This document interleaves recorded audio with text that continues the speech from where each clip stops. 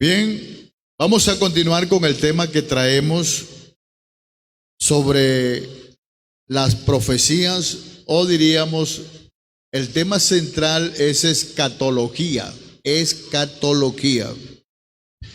Y estamos hablando sobre el camino profético. O sea, la profecía tiene un camino y un camino tiene un punto de partida y un punto de llegada. Entonces, apuntan a algo. Entonces, las profecías tocante a Jesucristo es donde estamos viendo en cuanto a la escatología, esas profecías tocante a Jesucristo. Dentro de la profecía tocante a Jesucristo hemos visto pues lo que se profetizó concerniente a la simiente, concerniente a su reino y concerniente ahora estamos viendo a sus dos advenimientos, primero y segundo advenimiento.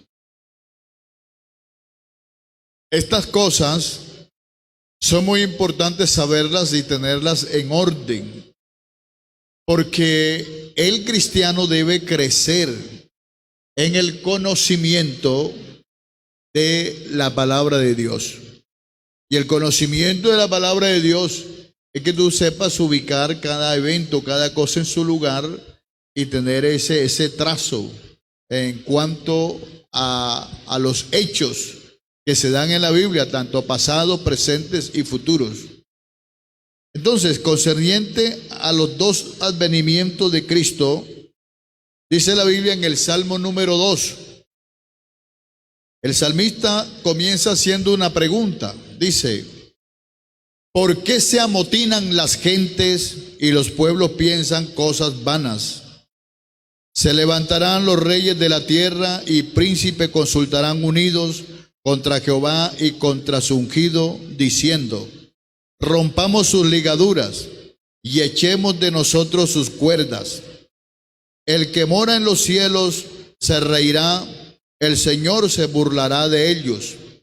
Luego hablará a ellos en su furor y los turbará con su ira.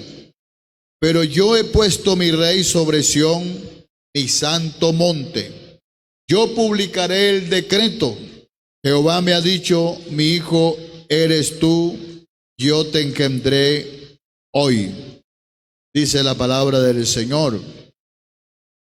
Ahora, tenemos en cuenta lo que dice la palabra de Dios allí y nos está hablando sobre lo que es los advenimientos de Jesucristo. Como dijimos el jueves pasado, estuvimos hablando de su primer advenimiento, pero dijimos, y lo volvemos a recalcar, que en el Antiguo Testamento los dos advenimientos del Señor no están separados. No se separan, que va a hablar de uno y después va a hablar del otro, no. Ellos aparecen, muchas veces aparecen juntos. Y ahí es donde está la confusión en muchas personas. Porque aunque los eventos se relacionan entre sí, allí en las profecías, sin embargo, nunca se confunden. Ejemplo donde leímos el Salmo número 2. En el Salmo número 2, podemos decir, se habla de esos dos advenimientos. Allí se está hablando del primero y del segundo advenimiento. O sea, en el primero está presentando que el Mesías se ve ante las naciones, vamos a decir, y también se ve, como diríamos, ante las naciones y sus reyes, como el que sería rechazado. Allí lo presenta cuando dice: echemos de nosotros sus cuerdas, rompamos sus ligaduras. Entonces, eso está hablando del primer advenimiento, donde se está rechazando al Mesías, se está rechazando a Cristo.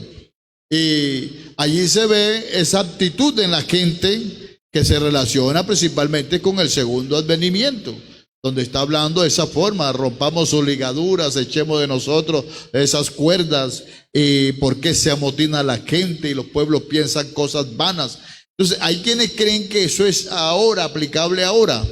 Y Y de pronto cuando las personas ven a la gente confundida, cuando ven a la gente en ese estado, citan ese salmo porque se amotina a la gente y piensan cosas vanas y han consultado a una contra su ungido, contra el Mesías, diciendo: echemos de él nuestras cuerdas, rompamos sus ligaduras de nosotros.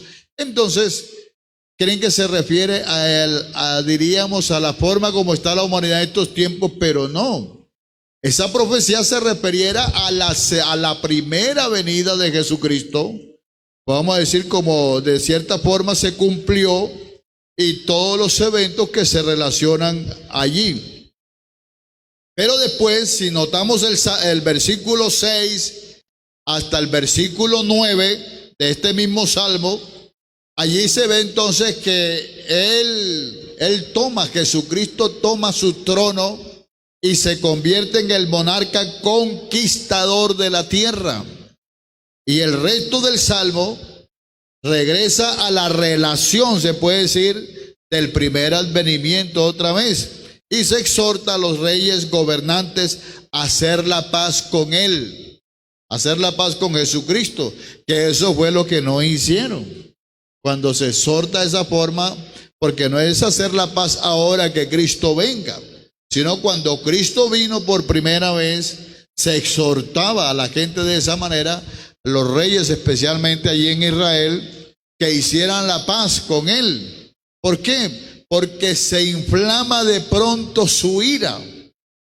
Entonces, si vemos en el primer advenimiento, allí no vemos a Cristo airado. La única parte donde se ve airado fue cuando desalojó los animales que estaban en el templo y los cambistas y los vendedores allí. Pero de ya inflamarse su ira, porque la ira del Señor es terrible.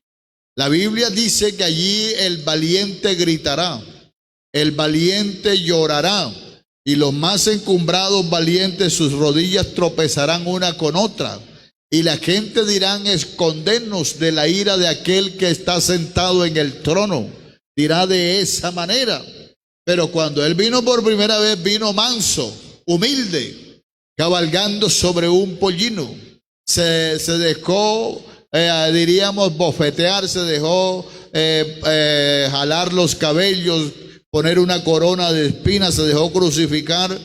Pero dice que esto es para hacer la paz, se le exhorta. Entonces, a partir de esos versículos, ya lo último del Salmo, se exhorta o se vuelve otra vez a la primera venida. O sea, que en ese solo Salmo vemos cómo están relacionados los dos eventos. Y si no se tiene el conocimiento, pues no se puede descifrar bien. Entonces, eso es lo que estamos haciendo en esta noche. Descifrártelo para que veas que allí están los dos advenimientos. Entonces, cuando se dice que se inflama de pronto su ira, eso se exhortó a la gente en su primer advenimiento. Luego la gente lo rechazaron, como se presenta en los primeros versículos. Lo rechazaron, rompieron las ligaduras, quitaron las cuerdas, no quisieron, no lo aceptaron. Entonces su ira un día será inflamada. Como se inflame su ira, entonces sí, ahí las cosas serán a otro precio. Entonces, la primera profecía concerniente al Mesías, o podemos decir la primera profecía mesiánica, está en Génesis capítulo 3, verso 15. Ahí donde se encuentra esa primera profecía. Y hasta esa profecía comenzó, imagínate, en el comienzo de la humanidad. Prácticamente cuando la humanidad todavía estaba en el huerto del Edén. Digo humanidad refiriéndome a Adán y a Eva. Estando todavía en el huerto del Edén, hay esa profecía y fue dicha por Jesucristo mismo cuando prometió la venida del Mesías, el cual heriría en la cabeza la simiente de la serpiente. Y ya lo he dicho otras veces, la simiente de la serpiente es el pecado. Y Cristo es el que quitaría el pecado del mundo, como lo dice la Biblia.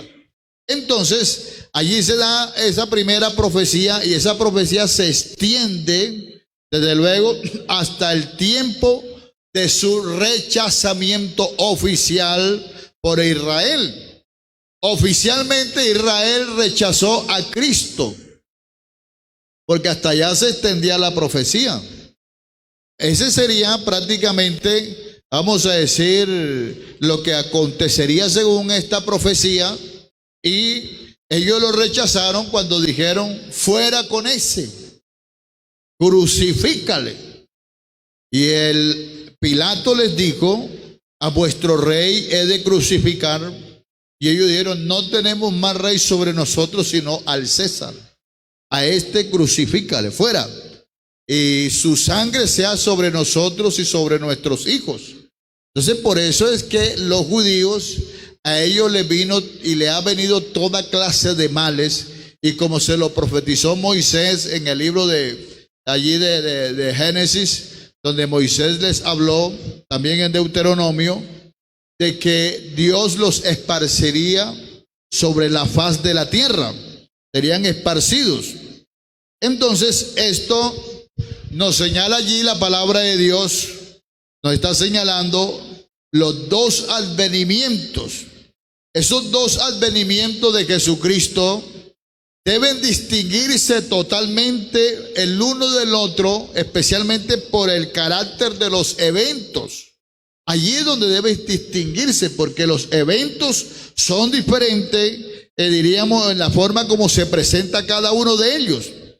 Esa distinción de los eventos es lo que dejó perplejo a los profetas en el Antiguo Testamento, que ellos no pudieron entender, no pudieron hacer la diferencia entre una cosa y otra, eso le sucedió a ellos por dos razones. Primero, porque para ellos ambos advenimientos eran futuros. Ambos, era una cosa futura. Y segundo, porque los eventos de los dos advenimientos se presentan juntos dentro de un solo contexto. Ejemplo, si una persona no tiene el conocimiento y lee el Salmo número 2, para él no significa nada. Para él realmente lo puede interpretar de una forma como una sola cosa. Así le parecía a los profetas del Antiguo Testamento. Pero allí prácticamente se estaba hablando de dos cosas, de los dos advenimientos. Entonces los dos eventos allí que se presentan, los dos eventos del futuro, de los dos advenimientos, se presentaban juntos dentro del mismo contexto. O sea, los eventos que habla del primer advenimiento ya se han cumplido. Ya todos se cumplieron. Como decíamos el jueves pasado, se cumplieron más de 300 profecías, como unas 314 profecías. Se cumplieron en el primer advenimiento de Cristo. Y esto es grande, porque si hubiera sido algo se podía considerar como una casualidad. No, pero fueron más de 300 profecías que se cumplieron concerniente a la primera venida de Jesucristo. O sea que podemos decir que eso se cumplió al pie de la letra, porque es la palabra de Dios. Por eso cuando la Biblia dice que la palabra de Dios es viva y eficaz, no es únicamente hay que entenderla dentro del contexto que la persona puede ser convencida de pecado por el Espíritu Santo a través de la palabra, sino también que esa permanece para siempre. Y que aunque pasen miles de años, se cumple porque se cumple. Y la Biblia dice que Dios no se olvidará de la obra de sus manos. Entonces hay quienes piensan que la obra de sus manos nada más es el ser humano. No, la obra de sus manos encierra todo. Y ahí está, dentro de esa obra está el ser humano. Entonces, en el Nuevo Testamento, nosotros tenemos suficiente información que nos da una luz adicional. En el Nuevo Testamento, óigame bien, tenemos esa luz adicional para que todos los seres humanos en estos tiempos no tengamos ninguna excusa, óigame bien, para no distinguir estos eventos lo uno del otro. O sea que está bien que los profetas se confundieron. Está bien que los profetas quedaron perplejos ante esto, porque para ellos todos los dos eventos eran futuros. Pero para nosotros no son futuros, porque ya hay una historia. ¡Qué bella historia! Tan maravillosa esa historia, Como dice el himnólogo, cuentan los muros de Jerusalén que en sus muros habitó Jesucristo. Es una historia que aún la arqueología, la paleontología y todas estas cosas datan de que hay vestigios de que señalan que lo que la Biblia dice es verdad. O sea, en otras palabras, que no únicamente la fuente bíblica, sino la fuente extrabíblica de la ciencia, que realmente está confirmando allí que en cierta forma eso sucedió, porque la Biblia no es algo que se empaca en el vacío. La Biblia tiene un contexto histórico que está dentro de la historia de la humanidad. Y ese contexto histórico está dentro también de los contextos, podemos decir, de los contextos geográficos. Porque lo que la Biblia está diciendo no es algo que sucedió dentro de la mente fantástica de algún escritor de fantasías, sino algo que realmente sucedió y habla de la ciudad. Ahí están los muros. Ahí están algunas rocas todavía, territorios que señalan todavía. Ejemplo, el lugar donde Cristo fue crucificado lo llamaban el lugar de la calavera. Y algunos dicen que era porque había muchos muertos allí. Y otros dicen porque había muchos cadáveres allí que de los que crucificaban, los que empalaban. Pero también hay otros que se asemejan más, que dicen, alguna arqueología dice, y yo lo pude ver en una foto, que esa montaña tiene una figura de una calavera. Y así es, tiene una figura como una calavera la montaña, y así se ve en la foto. Entonces, sea como sea, pero es un contexto geográfico que está señalando que en estos tiempos, hermanos, no hay excusa, no hay ninguna excusa para nosotros no distinguir esos dos eventos. Nosotros podemos distinguirlo porque ya esta parte es histórica, esas grandes divisiones de la Biblia, y es hermosa entrar dentro de ese estudio. Entonces, en los dos advenimientos, nosotros realmente podemos tener en cuenta lo siguiente, y es que los dos advenimientos comprometen los dos grandes pactos que Dios hizo, que Dios ha hecho con la humanidad. Se habla de 7 pactos. Y tenemos se habla de unos 6 pactos. Y se está hablando del pacto nuevo, que será hecho cuando Él venga. Pero los dos grandes pactos de los cuales habla la Biblia es el pacto abrahámico, el pacto que hizo con Abraham, y el pacto davídico, el pacto que hizo con David. Esos son los dos pactos grandes de los cuales habla la Biblia. ¿Por qué? Porque en ambos pactos se halla la promesa de un linaje y el nacimiento de un hijo. Se habla de dos cosas: nacimiento de un hijo y un linaje. O sea, en otras palabras, son muchos los versículos en la Biblia que enseñan que el Señor Jesucristo volverá a esta tierra personalmente. No como algunos piensan que Dios envió a su Hijo. Como algunos piensan que el Hijo de Dios existía, que es eterno el Hijo de Dios. Hombre, ¿cómo puede haber un hijo eterno? Si la palabra hijo se entiende que en primera medida tiene que ser engendrado. Y si Él es hijo eterno, ¿quién lo engendró en la eternidad? Es que la eternidad no tiene principio ni fin. Entonces Él tendría un principio y por ende no podía ser Dios. Entonces eso no le cabe en la cabeza a nadie. La salida del Hijo, dice Malaquías, son desde la eternidad hasta la eternidad. ¿Por qué? Porque es esto algo que ha estado en la mente de Dios, por así decirlo, hablando de forma antropomórficamente, hablando de esa forma, ha estado siempre en la mente de Dios. Pero, hermanos, nosotros entendemos que en la Biblia dice que Él volverá personalmente y afirmará sus pies, dice la Biblia en Zacarías capítulo 14, verso 4, dice, y se afirmará sus pies en aquel día sobre el monte de los olivos que está enfrente de Jerusalén al oriente, y el monte de los olivos se partirá por en medio hacia el oriente y hacia el occidente, haciendo un valle muy grande, y la mitad del monte se apartará hacia el norte y la otra mitad hacia el sur. Entonces, a muchos le dan muchas interpretaciones a esto, que ese valle va a ser el valle para llevarse la batalla de Armagedón, etcétera. Bueno, de eso no vamos a hablar ahora, pero lo que está señalando aquí es que Él vendrá personalmente. Lo dice también Apocalipsis 19, 11 al 16, San Mateo 25, verso 31. Y también, porque alguien me decía una vez, porque ejemplo, hay un cántico que dice, en una nube blanca Cristo volverá,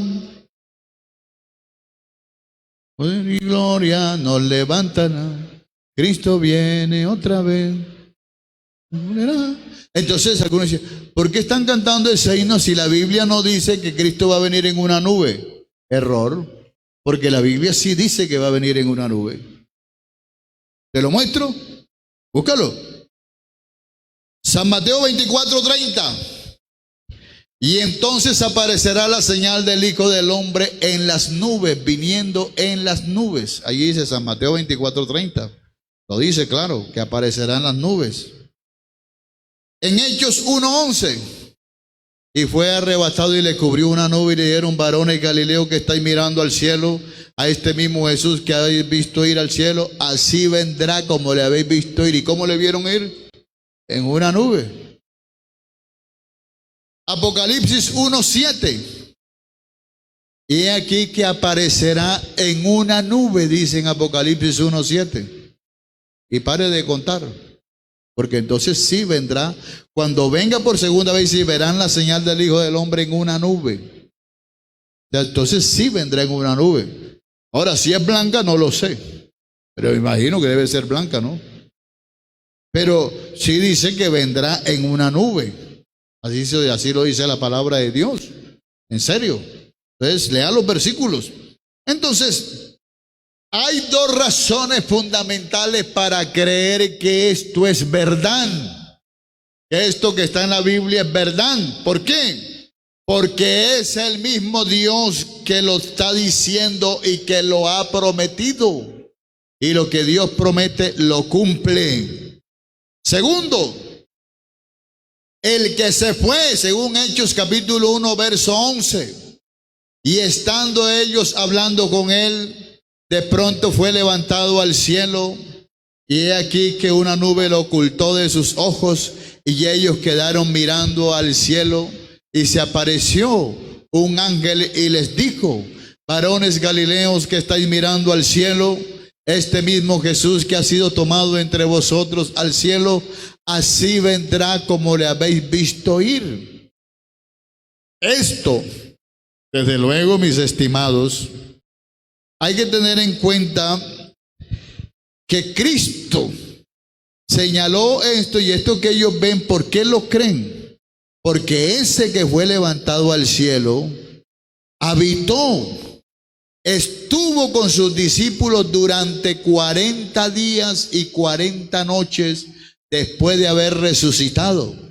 Y dice un escritor de los evangelios, dice con pruebas indubitables. ¿Qué quiere decir esto? Que ellos no vieron fantasmas.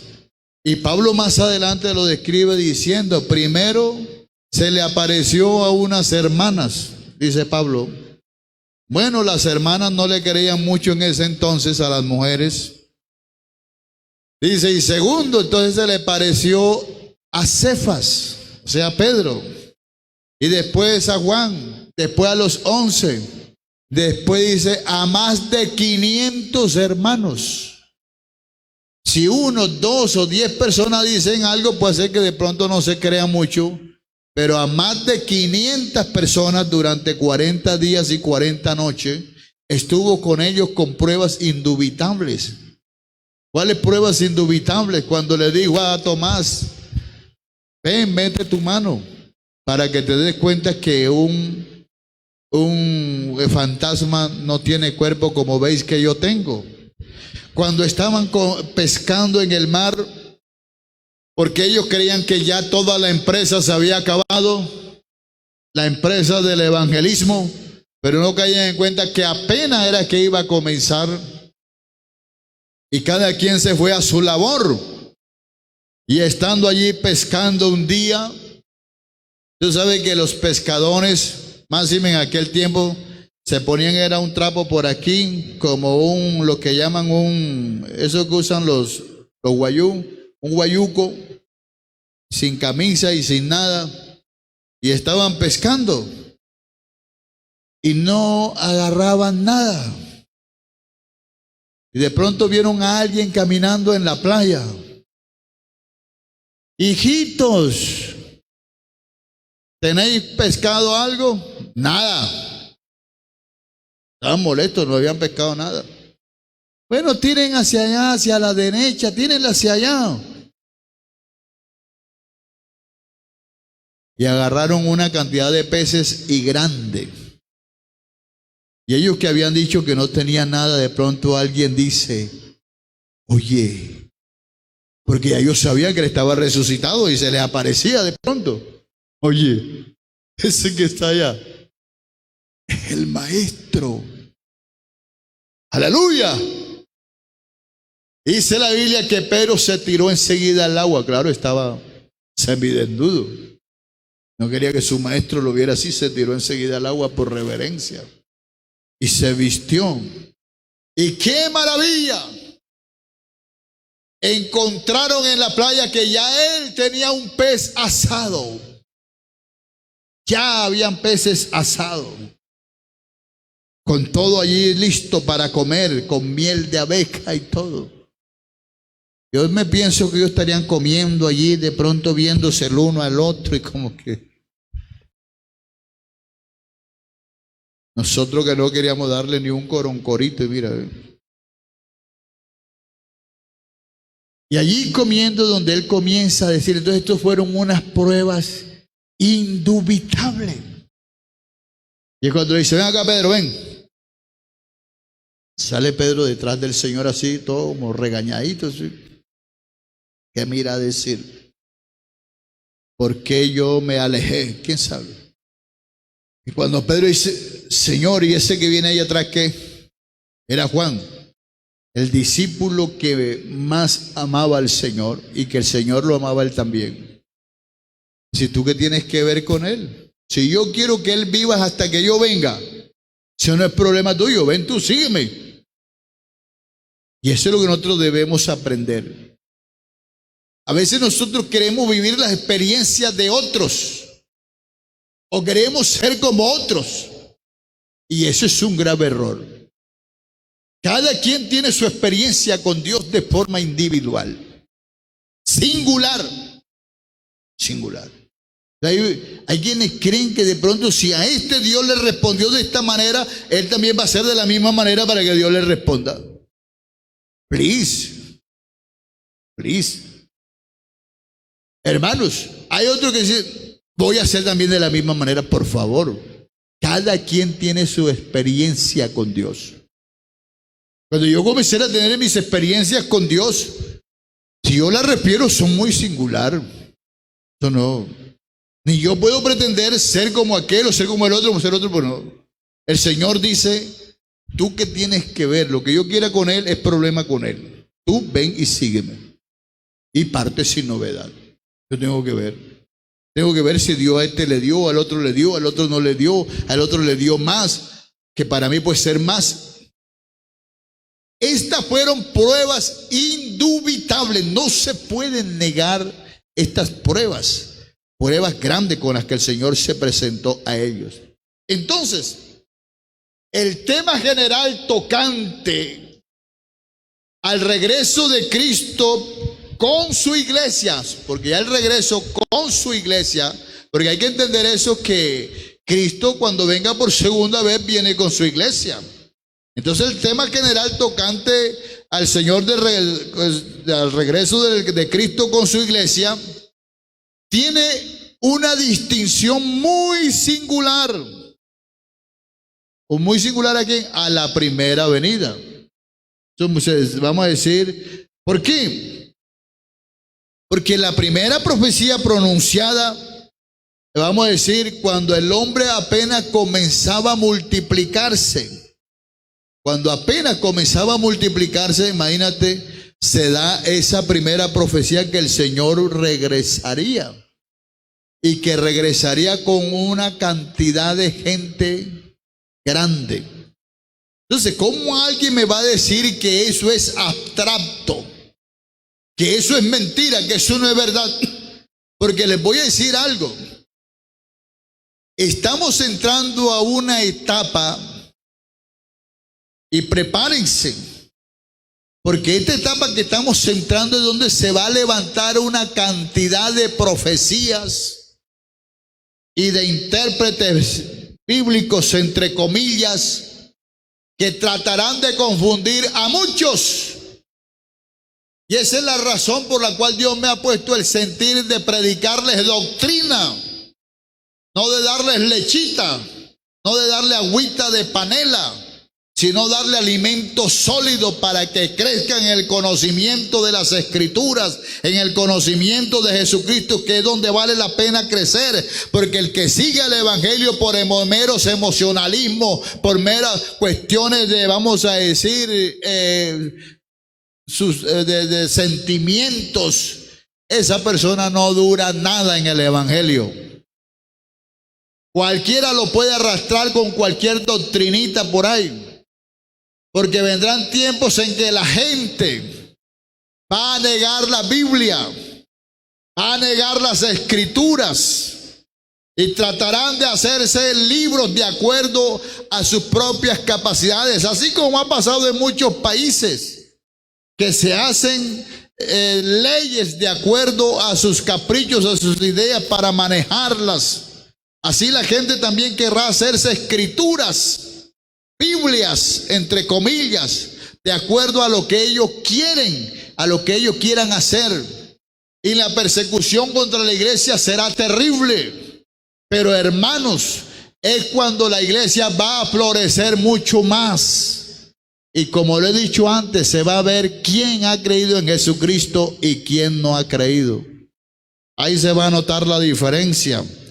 Porque esto lo dice la Biblia y fue dicho en ese tiempo. Hace miles y miles de años lo dijo nada menos y nada más que aquel hombre que Dios levantó antes del diluvio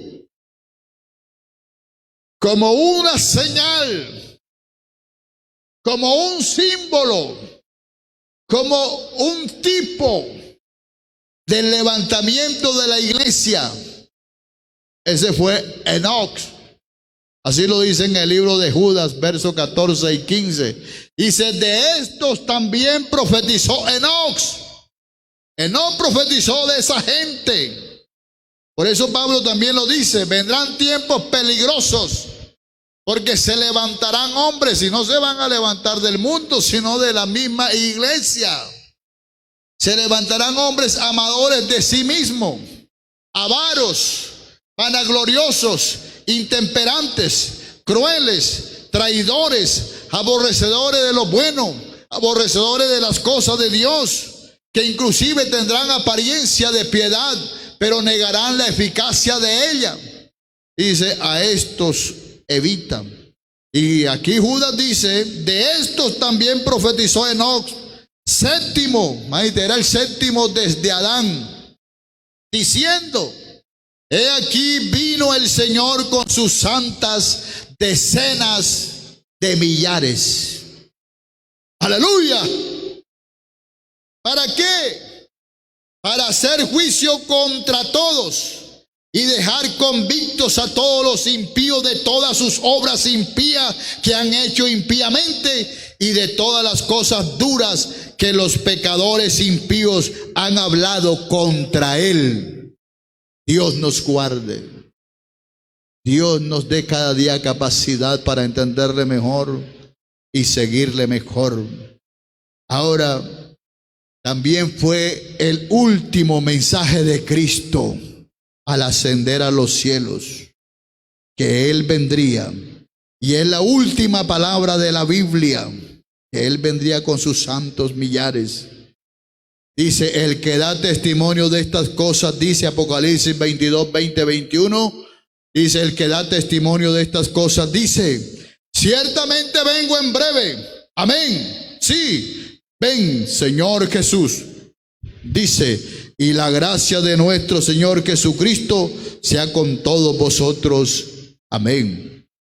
El tema de la segunda venida de Cristo es singular, porque ocupa una parte más grande de las Escrituras que cualquier otra doctrina. Es el tema de la profecía que sobrepasa y sobresale en todo el Nuevo Testamento. Hermanos, pero hay que entender esto.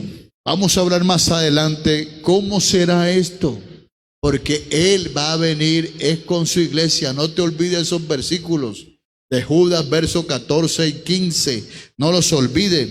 Toda otra, vamos a decir, toda otra profecía en gran parte contribuye a un fin sublime, muy sublime. Pero la completa presentación de este evento, hermano, culminante, es la segunda venida de Cristo. Ahí es donde se cumple todos estos eventos.